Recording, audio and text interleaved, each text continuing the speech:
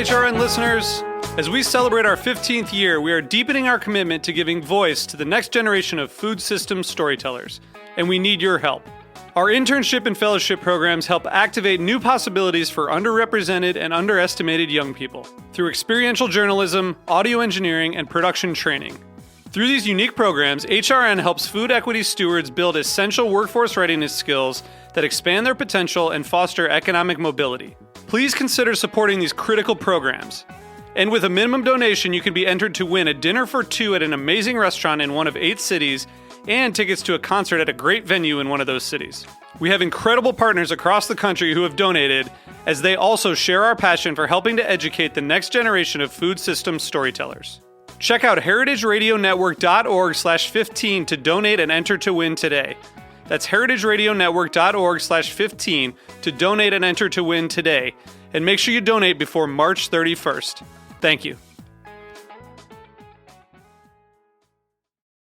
Today's program has been brought to you by Cane Vineyard and Winery, a Napa Valley winery committed to respecting the soil and dedicated to the creation of 3 Cabernet blends.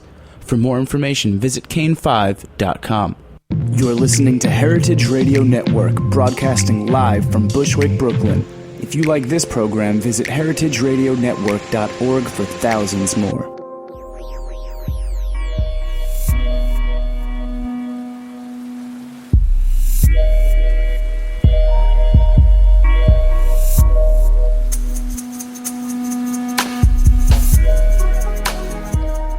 All right, thanks so much for tuning in to the Heritage Radio Network. We are coming to you live from the back of Roberta's Pizza in lovely Bushwick, Brooklyn. You're listening to The Farm Report. I'm your host, Erin Fairbanks, and today we are on the line with Bill Savage of Pungo Creek Mills. Bill, welcome to the show. Oh, thank you. So I am really excited to chat with you today. I don't even know where I came across the bag of your amazing cornmeal that was in my freezer. I've made a couple batches of some of the most delicious cornbread in the history of my life, and prompted me to kind of reach out today and hear a little bit more about the story behind this great product. So I wanted to start by getting a sense of how you became an Indian corn grower. Well, it was sort of by accident, I guess you would say. I just stumbled into it. In October of 2006, I found a local farmer who was still producing this heirloom Indian corn, and he had gotten down to where he was just producing a small garden, maybe a quarter of an acre or something like that. And I got talking with him, and he said his grandfather had been growing it since the 1870s, something like that. And so I said, well, I got talking about it for us. I said, well, I'd like to purchase a bushel of it from you. So we worked out a deal, and I purchased a bushel of the corn. And in April of 2007, I took the seed from that bushel of corn, and I planted the first crop, which turned out to be about 50 rows or about a half acre of corn. That September, I harvested it, and we were trying to make some wreaths. We were going to sell some Indian corn wreaths like you'd see for decorations. That's what we figured everybody used to use this stuff for. So made those up and couldn't give them away. We couldn't compete with some of the foreign markets. A lot of the wreaths and things are coming in from Mexico and all, and it just didn't work out on that. So in November of the same year, 2007, we shelled the corn from the remaining wreaths, and we ground it into chicken feed. I had an old 1930s John Deere Let's feed mill, and the corn, it smelled so good and had a unique texture, and it said, this would be something neat to try to grind and make some bread just for fun, So we ground it up, and my uncle and my father were helping me. So I gave them a little bit, and I took a little bit, and we all tried making some cornbread, and it was some of the best we had ever had. It has a flavor, all to its own. So I decided at that point, I said, what would it take, to start a small grist mill again? There were none existing on the shore since about the 1940s. So I went through and started doing a little bit of research on it. In the meantime, we planted our next crop by April 2008, and this crop was roughly 2 acres. We got that harvested out in September, and in December, we went ahead and completed all the necessary red tape that it would take to start the mill up. And also in December 2008, I purchased it was an 8-inch Metas tabletop little electric grist mill. And in January of 2009, Pungo Creek Mills began production of our heirloom Indian cornmeal. That was our first year of actual production. During that year, in June, we had some culinary students visit us from the University of Delaware toward the mill as we headed at that point, which was more or less our enclosed trailer that we had our tabletop mill set up in, and a little hand sifting rig that we had made to sift all the cornmeal out. So we decided after that first season that in December 2009, I said we've got to try to upgrade the mill a little bit. I was getting white from hand sifting, and the orders were a little more than the little 8-inch mill would keep up with. So at that point, we purchased a 12 by 28 Dutch barn that we refitted as the mill house, and we purchased a locally restored, it was a 1935 Metas 20-inch vertical stone mill and a 1969 Metas cornmeal bolter to sift the cornmeal with. And we started powering that with a Farmall Cub tractor, and then later on with a 1947 Farmall H tractor that we ran a belt right through the wall of the mill to power it with. So in March of 2010, we took the product to the Richmond, to the Food and Beverage Expo they had there every other year, and we won the Best New Food Product Award at that time. So that gave us a good opportunity to promote the product through numerous newspaper articles, and people would stop by and give us a little bit more publicity than we had before. So that was a good thing for us. And then in June of 2010, we had several of the national food writers toward the Eastern Shore food producers, and they included our mill in the tour, so they came by, and that was a nice time, too, to get to share that with the food writers. In September of 2010, my brother and I attended the Virginia Folklife Apprenticeship Program in Charlottesville, Virginia, to showcase the product. And also, my brother began an apprenticeship program for a period of 1 year so that he could learn the art of grist milling, and he could take over the mill in my absence. That way, if I had to step away from it or if I was sick for a time, he would be able to keep it running. So that was in September. And in October 2010, we had the worst drought we've seen in probably a century, and we lost the entire crop that year. Wow. That was one of the toughest years we've had to date. But we were able to save a little bit of seed for the next year's planting, and at that time we introduced a second line of product, which was Amish-grown yellow flint cornmeal, and we were going to use that to keep the mill going and introduce it as a second line until the 2011 crop was harvested.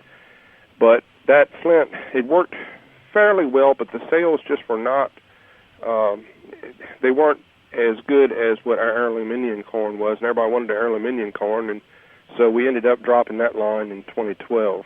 So we kept on, we had in, let's see here, in December of 2010, we were interviewed for a TV program called Down Home Virginia. I don't know if you're familiar with that or not. No, I'll have to check it out. Well, you look it up online. They still have that on there, I believe. But in January of 2011, we were invited to attend Governor McDonald's USDA reception in Richmond, and we served samples of the product and showcased the product. So I thought that was a pretty good honor, too, to be able to serve product at the governor's behalf. In August of 2011, we were invited to showcase the product and our milling process for Virginia State University's Agricultural Field Day, and that we had a fun time there. In September 2011, we harvested our new crop and replaced the 2010 harvest that was destroyed, and we were able to resupply all of our distributors. In December of 2012, we were interviewed for a second television program. It was Travels with Charlie, and that aired on Channel 16 out of Salisbury, Maryland. In September 2013, I was interviewed for a newspaper article by the Delmarva Media Group based in Salisbury, Maryland. This article, I expect it to be printed in the near future, probably next month, but I have to keep posted on that one. Nice. And then the last thing I have here Next month, which will be November, which actually will be tomorrow, I guess, in 2013 here, my brother and myself are establishing a sister company, which is Old Dominion Pipe Company, to produce handcrafted traditional Indian corn cob pipes, and they'll be made from the surplus Pungo Creek Mill's Indian corn cobs. And that facility is currently under construction, and I hope it'll be in operation around Thanksgiving. So we're trying to make use of all of our byproducts as well, and not have so much waste as some production facilities would have. But that's basically our story in a nutshell. Yeah, that's a very comprehensive nutshell. Thank you. Well, I wanna go back and chat a little bit more about some different points along the way. But before we go any further, I guess we should let folks know, I can tell from your accent, and I'm sure our listeners have picked up that you are, not a New York State farmer. You guys are located, just outside of Painter, Virginia?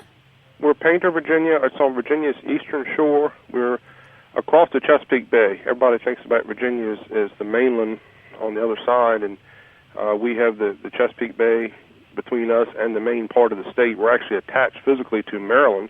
It's just a little small peninsula, but we're located down in the lower portion of Accomack County, and it's isolated and rural here, but we like it. It's very quiet and peaceful most of the time. Lovely. So the seed now. So corn is one of those agricultural products that you can save. Actually, the kernel of corn that you eat is the same as a kernel of corn that you would plant for a crop. That's right? That's right. So, go ahead. I'm sorry. Okay.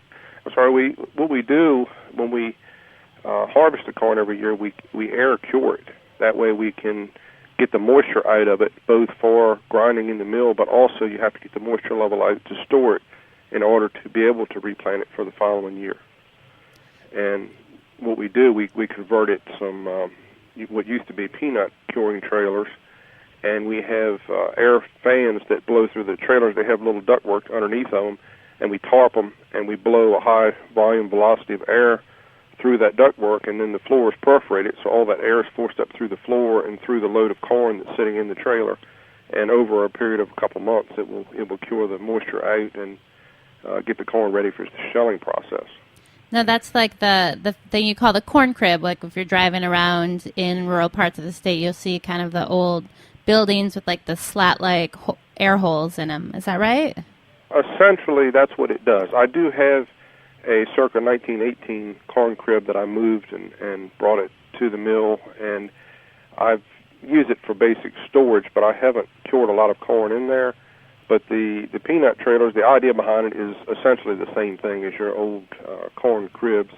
It's just that I like the airflow process a little bit better. If you let it sit stagnant, and if your airflow is not correct or you don't have enough airflow through it, then the corn can potentially go through a heat and go bad, ruin on you. So you've kind of, through trial and error, we've learned and made mistakes. We had a crib go bad one year and lost, probably 5 or 6 good pickup loads of the Indian corn that we had to throw away because we didn't have enough airflow through it, and the corn went bad and had to be destroyed. So when you learn from mistakes like that, you learn not to make them again. Yeah, you learn real quick, I'm sure. So that's it. Now at the time, I mean, farming wasn't and still isn't your primary profession. Is that right? That's right. I've always had a hand in farming to an extent since I was a boy. As soon as I could reach the pedals on the tractor, I've helped out on the family farm.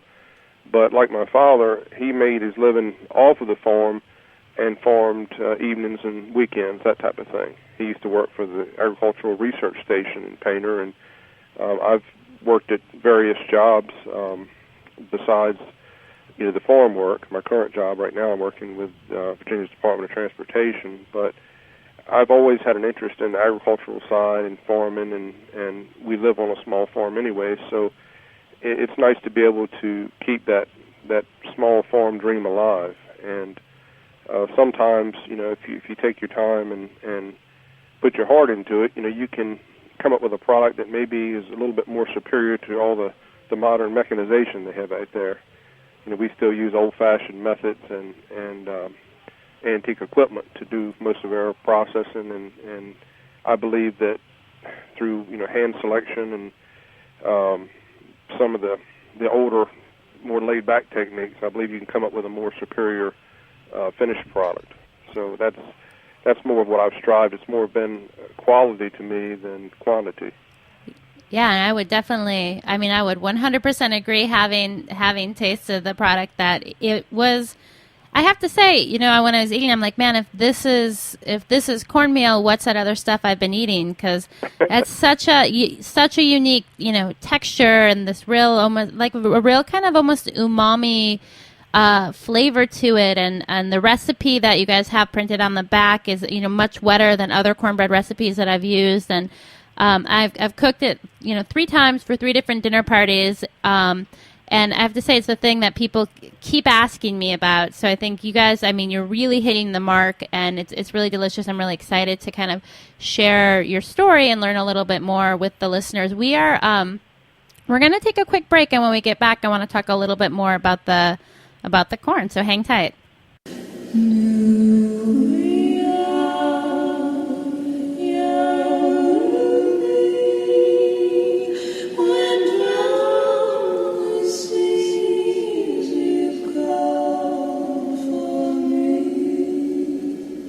You are listening to Written from the Pantheon by Iggy Dean on the heritageradionetwork.org.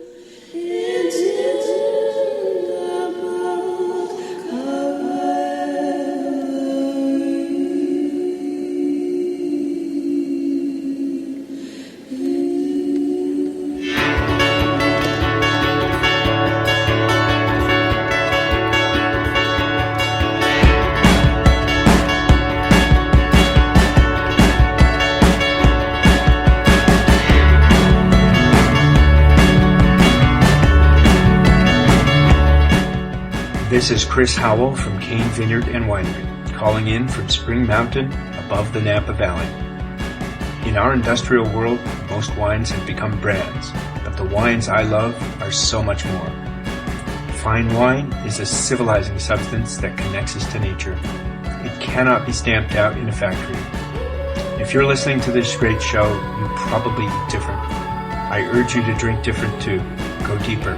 Cane5.com.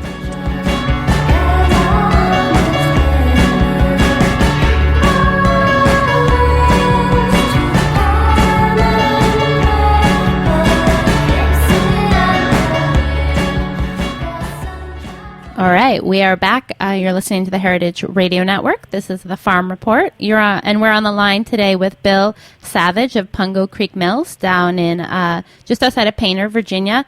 Now, Bill, the corn that you're growing, I know heirloom varieties often have a slightly different requirements. They take a little bit longer to grow, or they look a little different. Can you tell us, if we were to walk into a field of your corn, how it would stand up in kind of size and color to the more conventional varieties that we're used to seeing? Well, for one thing, this corn, for the most part, if it gets the proper fertilizer, it can grow 10 to 12 feet high stalks, and that generally will stand above most of your modern hybrid corn. That's one obvious sign that you can look if you walked in a field of mine versus a modern field of, say, yellow dent corn. And most of my ears on that corn will grow approximately a foot long. We also have, there's different colorations in the stalks of the corn. And when you go out there and look, you'll see sometimes a purple stalk, which generally will show a red, like a bloody butcher ear will be on that one. That's where the corn comes from. They call it the old bloody butcher ear, which was a bright red corn. It's you can tell that corn from any other just in a quick glance. But the different colorations in the stalks, and I'd say the toughness. Those stalks are seem to be a lot thicker and tougher when you go to harvest it. When you put it through the picker, it seems like it's a lot more difficult for the picker to digest it than it would some of the more modern corn. So that's a few of the obvious things that you can tell about it. And now this corn, when you harvest in the fall, is it something that you could eat fresh? You could eat. Are you speaking maybe like sweet corn type? Yeah. Or you could. I actually tried an ear or two with it, but believe it or not, it doesn't have the flavor until you get it cured. Mm-hmm. And if you pull it right out of the field, in early summer, midsummer like that, it has the look and texture of sweet corn. And actually, until late in the summer, most of it still looks sort of yellow and white. It doesn't get its color till later on. But if you pull it in the fall when it's about ready to harvest, then of course it firms up. The ears the kernels get hard, and then you break your teeth trying to chew on those. Until you grind them up. So that's it's more in that respect like your old traditional what they call the horse corn around here, or the deck corn. Same idea there. But I think this corn, it has something different in it. It's more like I guess more natural sugars or something. There's a flavor difference that I can't duplicate, and I've tried other corn with my recipes and all. I can't duplicate the exact flavor with it, and I don't know. I'm not an expert in analysis and all that type of thing, so I don't know what causes it. But we have a lot of customers that have that celiac type problem that they can't eat wheat, and they can eat our corn, of course. We also have some of the customers we've had that can't eat regular corn that can eat our corn. Huh. And I don't know why that is, but other than the fact that it's heirloom and it's not a hybrid variety, and maybe there's something different. Maybe if corn's genetically modified, maybe it does something and triggers an allergy, but I don't know that. I'm just guessing. Sometimes you try to figure out why something happens, and maybe that's a reason behind it. Well, I think you definitely lead with the flavor anyway. I'm like, it tastes good. It makes me feel good when I eat it. Now, you guys use a vintage corn picker, and can you talk to me a little bit? Well, you mentioned a couple of times in the intro section that you use a lot of older equipment, antique equipment. I'm curious about a couple of things with regards to that. Is the choice for those tools because of the corn, that the size or the lack of more modern mechanization just fits the system better? And also, where are you getting all this stuff from? There's like some kind of vintage farming equipment depot that folks can head down to, or how does that work? Well, I'm trying to answer them one at a time here. The reason that we use the vintage equipment, the fact is, our corn, in order to properly shell it, we need to get our moisture levels well below 17%. I try to get it at least 14% before I shell. Most combines will pick it in the 20% range, something like that, maybe 20 to 24, something in that order. But when they pick it, they're taking it right to a granary, and the granaries have propane drying rigs, and they're huge volume rigs, and they're trying to do tons at a time. And so I don't have that facility, so I don't want to shell it when the moisture level's too high. I want my corn to be at the proper level, and if I try to shell the Indian corn with a high moisture content, it tends to scalp it. In other words, it'll cut the tops off the kernels, and if it does that, then it ruins them. So that's one reason that I've shied away from the combines, and the other reason behind it is I can do more hand selection. I can actually run my corn across a belt and check to make sure if I have a bad ear or ear that doesn't match or meet my criteria or my standards, I can pull that ear off the line before it ever goes to the shelling mechanism. And a combine can't do that. Right. So I can therefore produce a superior product, although it's more time consuming and more labor intensive.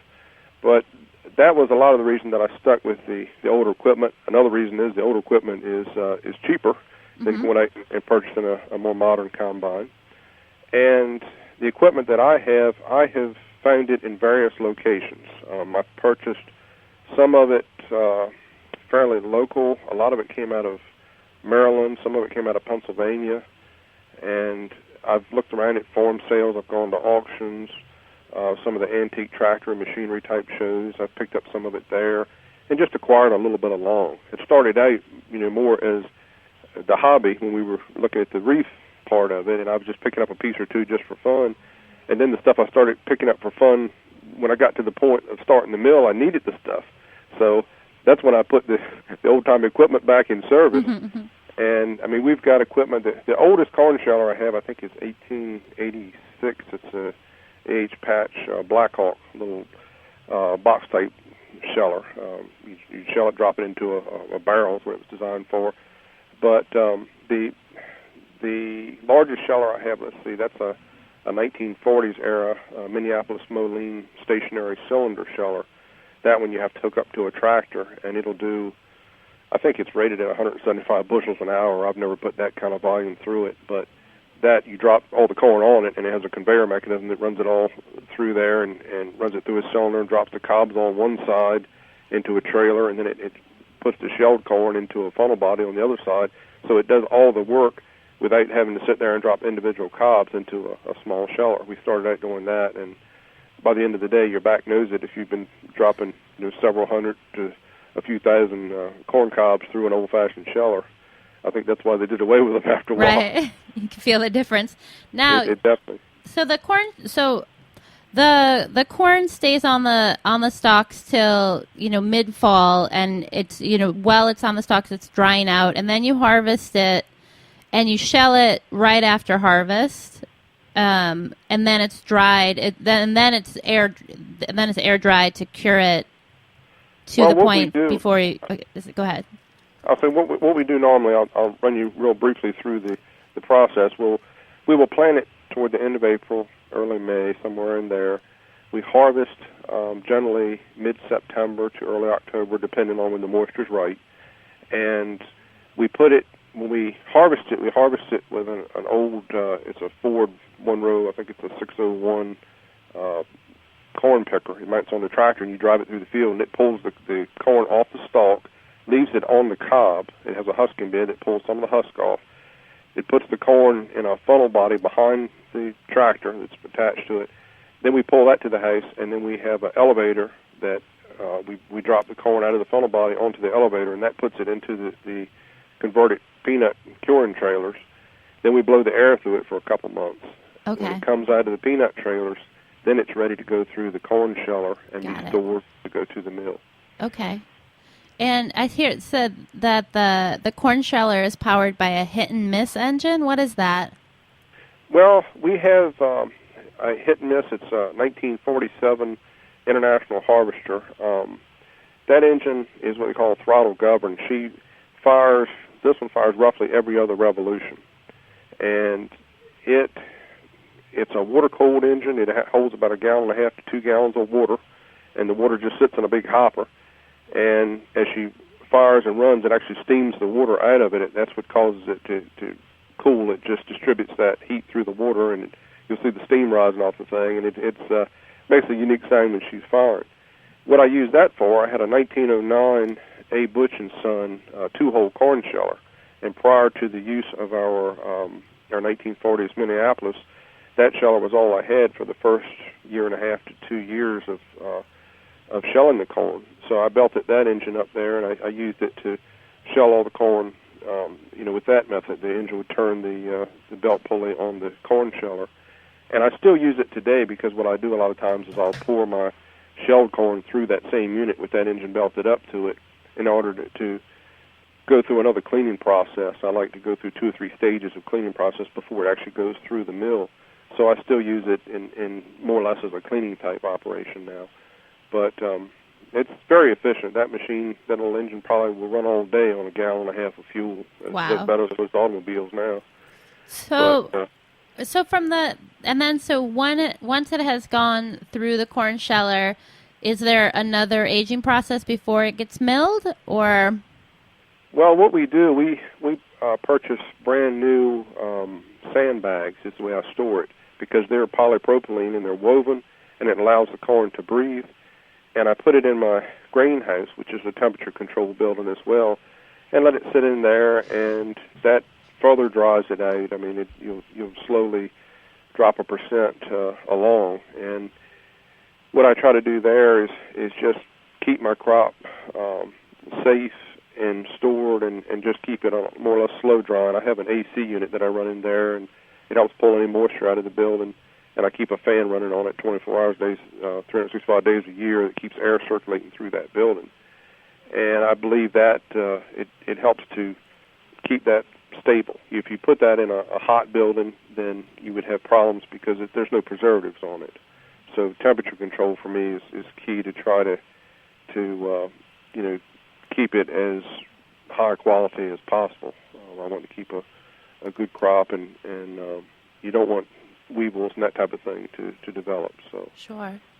So now the next step in the process is the milling. So can you talk a little bit? I know you mentioned it in the beginning, but what is the mill that you're using now? And can you just walk us through the milling aspect of things?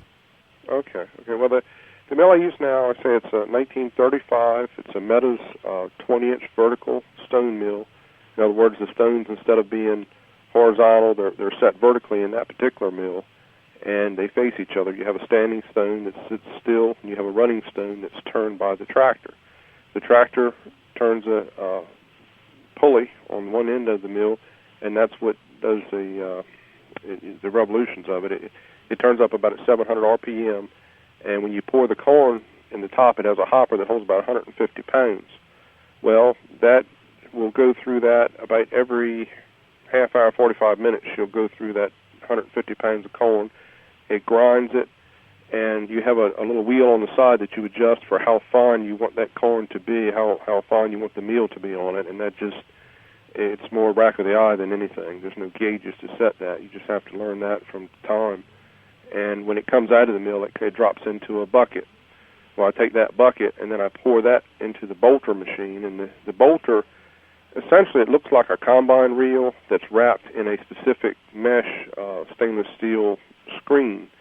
And what happens is when you dump the cornmeal into that you flip a switch and a motor starts rotating that reel, and as it rotates, the cornmeal falls through one hopper section of it down into a tray, and then the rest of the what we call the bran or larger portions that are too big to consume, they walk all off the end of that reel and drop into another bucket, and I recycle those as chicken feed.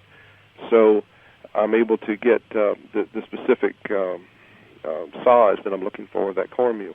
From there, the cornmeal is put into a bulk hopper, and then we have a hand crank that we crank out a certain amount of turns per bag, and that'll give us a rough estimate of what is supposed to be in that bag. Then we put it on scale, and we finish putting the correct amount of cornmeal in there until we get it full. And from there, we go ahead and we'll label the bag and put the batch and date of what we're processing there that particular day. And then it goes back. We store that in the greenhouse as well because, again, it's temperature controlled, and that's a good place to keep it until it goes to market.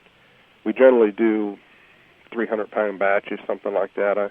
I'd rather do a lot of small batches than a few big ones because that way I keep a better handle on the market and try to keep the dates in a less of time between the grind dates is what you're trying to do. You want to get it to market as quick as possible. So that's the basic process behind that. And one other thing about that mill, it is a local mill. That mill came out of Pungo. It was a friend of mine, Bill Jardine, has a Quail Cove company down there.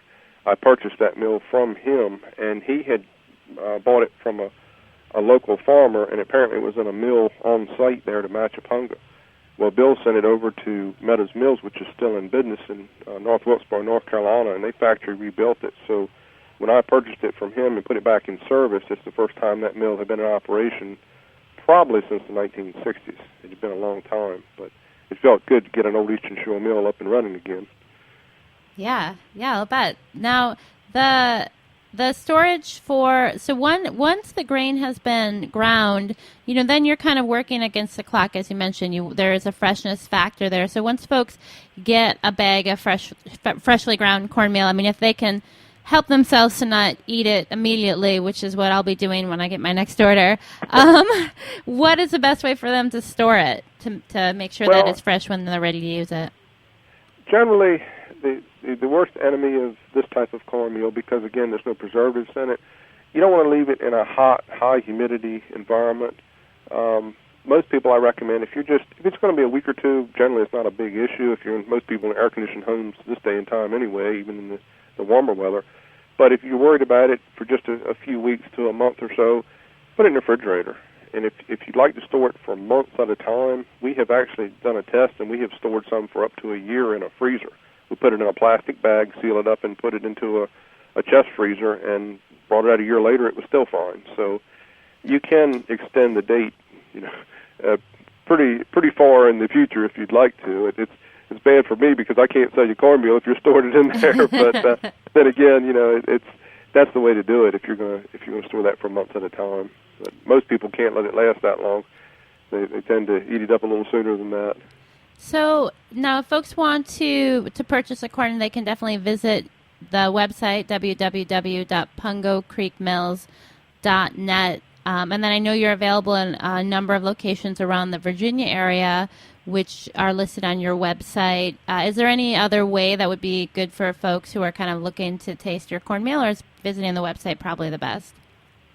Well, the website's one way, and we're working on our PayPal account currently. We had a couple issues in trying to get that running a little bit more efficiently. We accept personal check if people would like to mail us a check for the corn they'd like to purchase. They can contact me directly. I can give you a email address. It might be the easiest way. Sure. Or a telephone number. Email address, it's Pungo, Pungo, Creek Mills, with the @ symbol, Verizon.net is my email address. And if you don't have email, I have a phone number of 757-442-6327. And I'd be glad to talk with them as far as prices and shipping boxes for as retail. We have some wholesale locations. They're primarily in Virginia. We sell a lot to Whole Foods in Charlottesville, Richmond, Virginia Beach. We sell some to historical locations such as Monticello. And I sell some locally on the shore. I don't know if you've heard of the Blue Crab Bay Company. Yeah, sure. Okay, we sell to them, and they actually ship it sometimes for us internationally. I don't get into shipping it overseas a whole lot because it's so much more. It's a real headache.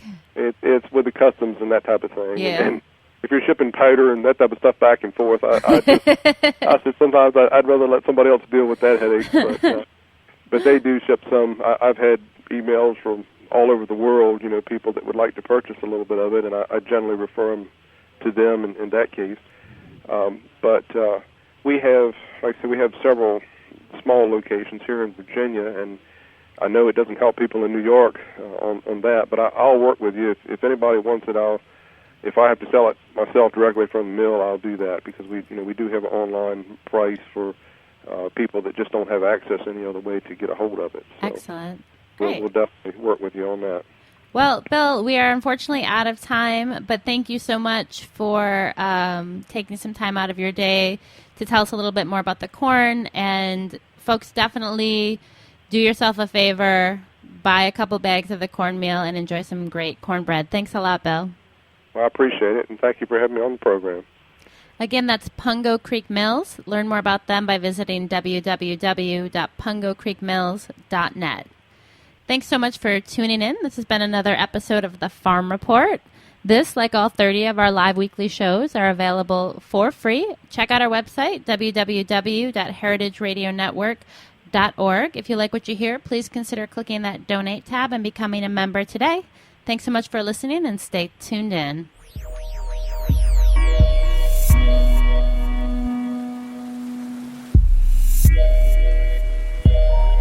Thanks for listening to this program on heritageradionetwork.org. You can find all of our archived programs on our website or as podcasts in the iTunes Store by searching Heritage Radio Network. You can like us on Facebook and follow us on Twitter at @heritage_radio. You can email us questions at any time at info@heritageradionetwork.org. Heritage Radio Network is a non-profit organization. To donate and become a member, visit our website today. Thanks for listening.